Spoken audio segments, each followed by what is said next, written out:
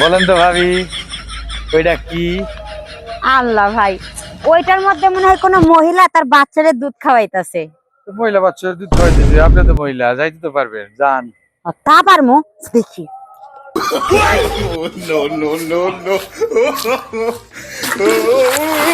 ওরে, তুই জানো কে? ওরে আল্লাহ রে, আমি আর মনে করছি কোন মহিলা জানি বাচ্চারে দুধ খাওয়াইতেছে, তো দেখি আমার বাচ্চার বাপ ওই গোলামের পুত। তুই এর ভিতরে কি করতেছিস? তুমি এখানে কি করছিস? তোমার না বাসায় থাকার কথা। তুই এই জায়গায় কি করতেছিস? আমি এই যে গাড়ি চালাইতেছিলাম, এই আপা কইলো যে হ্যাঁ নাকি একটু রেস্ট নিবে, তাই আমি এখানে পর্দা ফর্দা নাই। তুই আমার যাত্রী?